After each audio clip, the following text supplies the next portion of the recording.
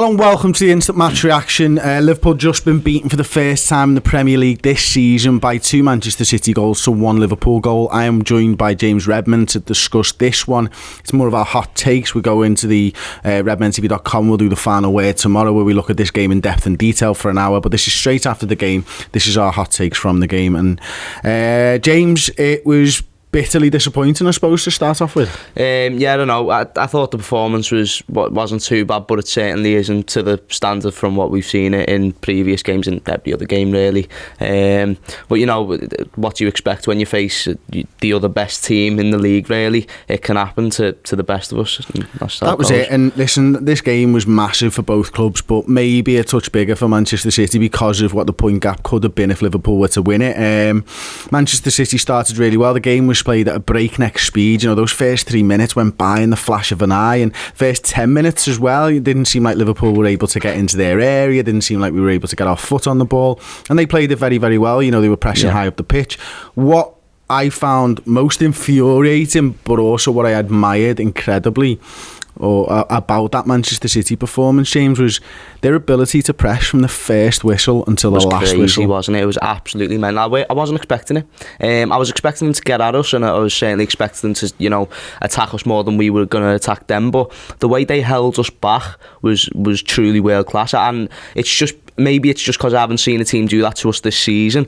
But how they had the plan and they executed it perfectly. And it was truly remarkable. It was, and listen, they had some, you know, top draw talent. Everybody knows Manchester City's got top draw talent, but the way in which Guardiola gets that talent working hard for the sides, and you know, they get the first goal through Aguero, it's an unbelievable finish. It beats Alisson near post, but Dejan Lovren maybe wasn't quite switched on enough when that ball, like the second, third, fourth phase of that goal. Well, when that goal goes in. It was a very confusing goal, wasn't it? It was just there was too many players in there. You can say it was Lovren's fault because he were in the right position, but you could also say the class and the quality of Aguero just being able to find the position and the finish, like you said, was truly unbelievable. That's it. And the thing that impresses me most about Sergio Aguero, and it's always impressed me about Sergio Aguero, and why I think that he's a cut above most strikers in the world, is that ability to just not give a shit whether he's finishing it with his right foot or left. Most strikers wouldn't take that on their wrong foot, and he takes on from an acute angle, smashes it as hard as he can into the net. But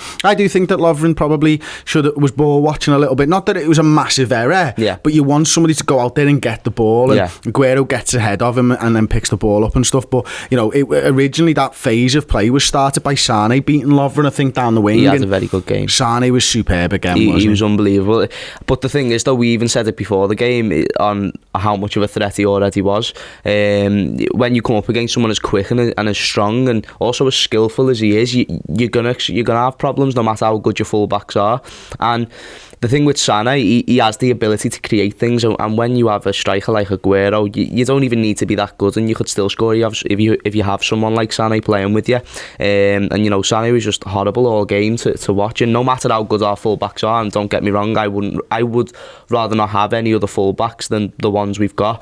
There's just only so much you can do when you come up against a player like Sane. A great striker beats a great winger, a great fullback most of the time. That's exactly what it was. And you know, at least 2 out of 4. You know what I mean? And Robertson did brilliantly against Sterling on the other side. I thought Robertson handled himself superbly. But Sterling had a good game, to be fair. You know, he didn't finish that one at the end to make it 3-1, but that's probably one of his better performances against this Liverpool side. There's a little bit enough about Manchester City. Let's talk about Liverpool, because I thought first half, apart from that one chance that hits the post from Mane, then nearly goes over the line. We're told it was 11mm. Well, you know what? It could have been a mile. It doesn't count. It doesn't matter, does it? How it didn't go in off Salah's feet is beyond me. But the defending by Stones is superb. Last ditch defending. There's a bit of a mess up by Ederson in there, but you know what?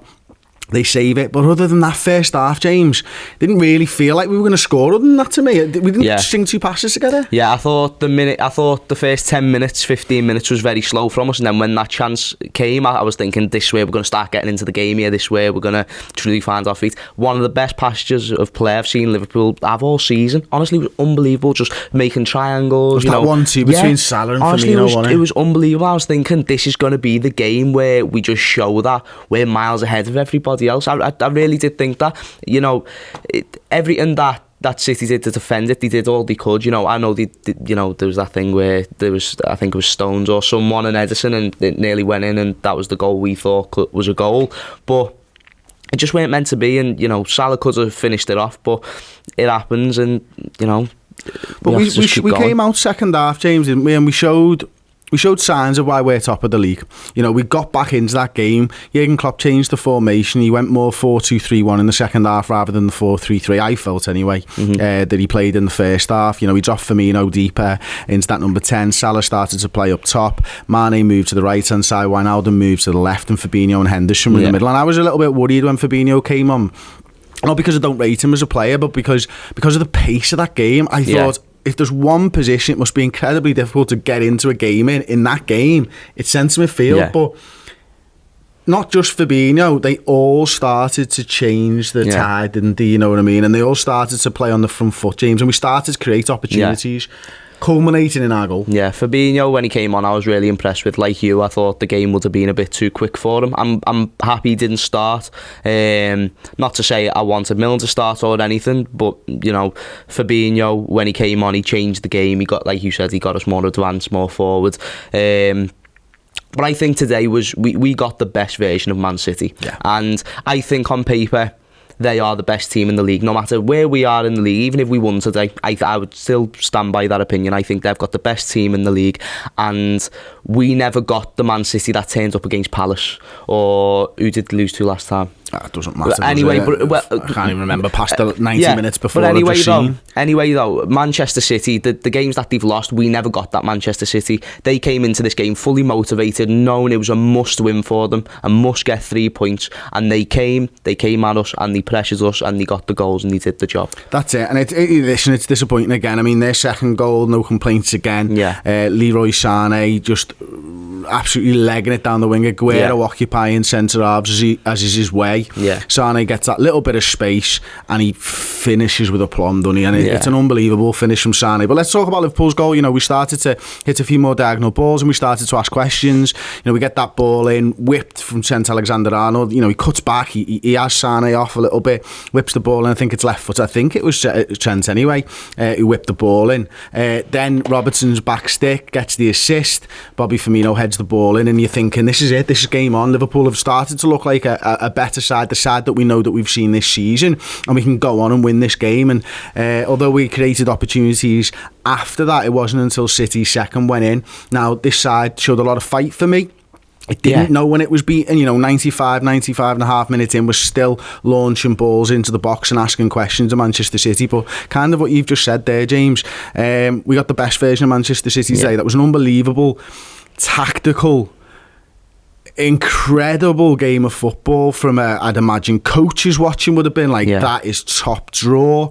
You know, you got anybody who's in sports science would be like, how have Manchester City and Liverpool gone ding dong for 95 minutes in the way that they did? Because in all aspects it was chess played out at 90 mile an hour with, incredible athletes, but also incredible mental athletes as well, because the way that these teams ask questions of each other. I mean, the one thing that I took from Manchester City, James, and I mentioned it when we were watching the game, is that the way that our back four fans out when we've got the ball, and the way that Manchester City's back four fan out when they've got the ball are completely different. You know, our fullbacks end up quite high up the pitch with the two centre halves, quite deep, and there's no passes on. Theirs just almost go dead wide to the touch lines. And they've always got that pass. And why I thought the 4-3-3 wasn't working against them, certainly first half, is because they just had the fullback and then the pass forwards. And they weren't playing us through the middle. So I thought Klopp was right to them, get an extra man sort of on the wings and play that 4-3-1 and try and block those avenues to us. And once we did that, we started getting a little bit of control in the game. But ultimately, it's hard to take. Of course, it's hard to take. It's our first loss of the season. It's the first time we've conceded the 2 goals in the Premier League this year. But you've kind of just got to tip your hat to them and say, you know what, they were brilliant. That's exactly how it is. We'd have probably beaten any other team today. Yeah. Apart from them. We never played bad. We played against a very, very world-class team, and today's game demonstrated two of the best teams in the league going at it. And usually, even when number one and number two, I know the third, but the two best teams go at it, it's still from time to time just one team dominates the game. So whoever turns up on the day, both teams turned up today. City were the better team because they have the better players. Whether you like it or you don't, you can accept it or not, they have got better players than we do because they're world class. All of their players are world class players. I'd argue that we've got world class players all over the shop as well. I'm not saying we don't, and I think this season our players have proven that very much so. Listen, I love every single one of our players more than the next guy, but it's just you've got to accept it when it comes to it. City do have unbelievable talent. Not to say that we don't in the slightest, but they can hit it a few notches when they're all on form, and they were all on form today. And they had to be, and the ground looked like it was rocking as well, so fair play to the City fans for that one. It pains me again, but I've seen that ground rocking. I was there at the Champions League last season. Don't let Gary Neville fool you, that ground can get going, especially on big games against big teams like they were Liverpool. Brilliant today. They sounded loud, but the performance, Guardiola gets one over on Klopp there. I think he got it right first half.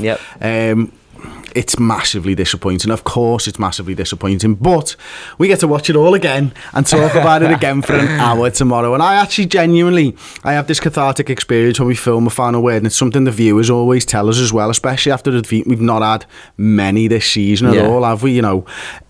It always feels better talking it through. I felt better talking it through with you there. So the final word tomorrow, when we've got 4 guests, is going to be absolutely belting. It's going to make me feel so much better. I'm going to feel so much more positive. We've got Wolves next. If you've enjoyed this video, like the video, subscribe to the Redmen TV on YouTube, and we'll see you next time. Ta-ra.